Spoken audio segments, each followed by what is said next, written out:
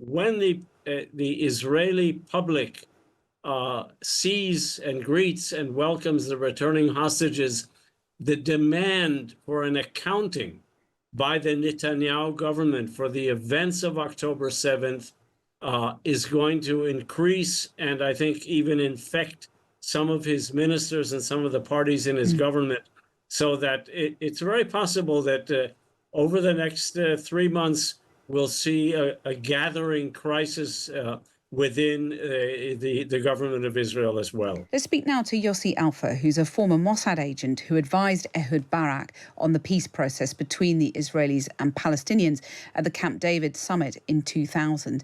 Yossi, good evening. Good evening. You'll have to speak up. I can barely hear you. I will speak very loudly and clearly. Thank you. Yossi, tell us what your thoughts are as this deal appears to be about to pass. I fear very much that when our hostages begin to return, the trauma of October 7th, 2023, is going to be renewed and revisited for virtually the entire Israeli population. It's going to be a very, very emotional and traumatic, and in many ways possibly sad experience for all of us. So it will be impossible, in your view, to move on from the devastation of the past 15 months? You will see it in the faces of our returning hostages. Yeah. So does that mean, in your view, that the peace deal will not hold, that war will inevitably return? It's not inevitable. It's not inevitable. A lot depends on Hamas.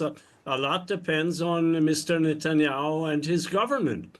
And a lot depends on incoming President Trump, who I think is going to, his administration has demonstrated a clear interest in, insistence on an end to this war. Now, the war is going to end slowly over a period of 42 days and another 42 days, and there are going to be all kinds of mishaps and accidents and perhaps even renewed fighting for a while. But I think if I had to bet on it, I would say there's a better than 50% chance that we're at the beginning of the end of the war. Netanyahu has a lot of opposition within his government from the far right, for example. Is it possible that, having got this deal through, he ends up in a political crisis? It's very possible.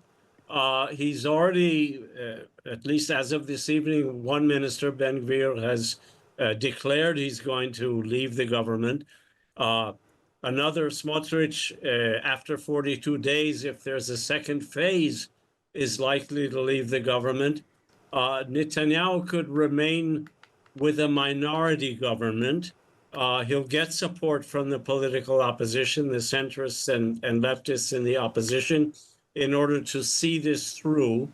But I think it's, again, I would say here a 50-50 chance that at the end of 84 days, Netanyahu's government will be in the process of collapsing. And here it's important to note that, again, when the Israeli public sees and greets and welcomes the returning hostages, the demand for an accounting by the Netanyahu government for the events of October 7th is going to increase, and I think even infect some of his ministers and some of the parties in his government, so that it's very possible that over the next 3 months, we'll see a gathering crisis within the government of Israel as well.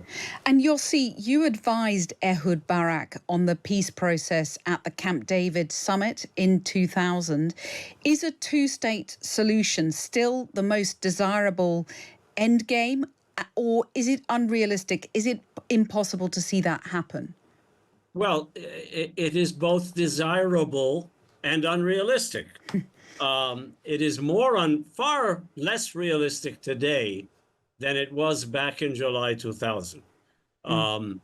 It remains, to my mind at least, the only potentially workable solution, but it's not in the cards now.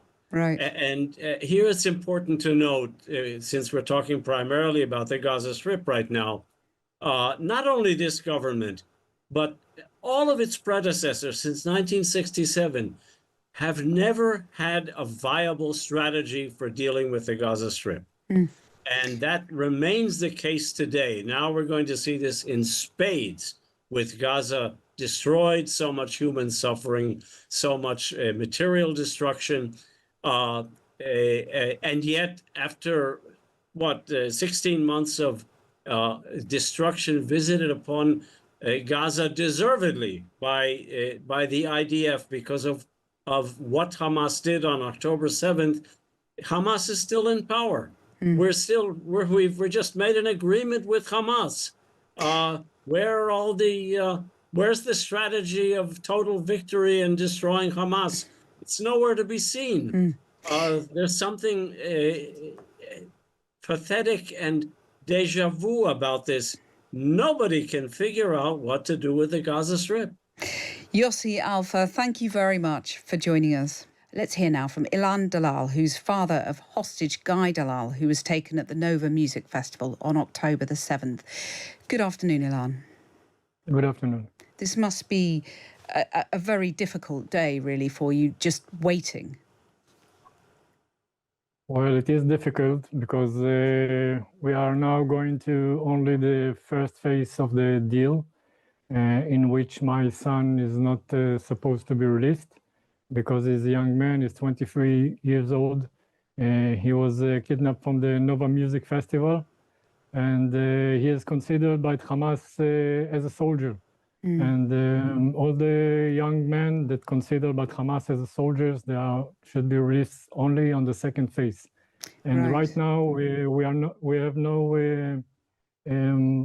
don't know if the second phase will take place or not, because they didn't even started to negotiate it. They should start to negotiate it only on the 16 days of this agreement. So it will take a little time. And so that's tantalizing for you that, peace is so close, and yet your son, Guy, you still can't quite bring yourself to believe, I assume, that you're going to see him. How hopeful can you be that we will get to that second phase when your son and others will be released? Well, we're not losing hope for even 1 second. We are optimistic, and we hear President Trump say that he's going to make this deal all the way until all hostages will be released, and there's going to be a permanent ceasefire that for a long time that will allow both Palestinians and Israelis go back to their homes and start rebuild their lives. And what are you being told by the Israeli government? Are you being kept informed? Actually, not so much. We are informed mostly by the media. Sometimes we get news from the authorities after it was published already in the media. So most of the times we don't get news before everybody else. We just hear it from like everybody else. Ilan, what has the last 15 months been like for you and your family? It's been like hell. Our life is upside down. We hardly sleep, we hardly eat. We don't work. We are 100% dedicated to bringing Guy back home. And this is all we do. We have a big hole in our heart. We miss him so much. It's painful. And we just want to see him back home and hug him and have him with us.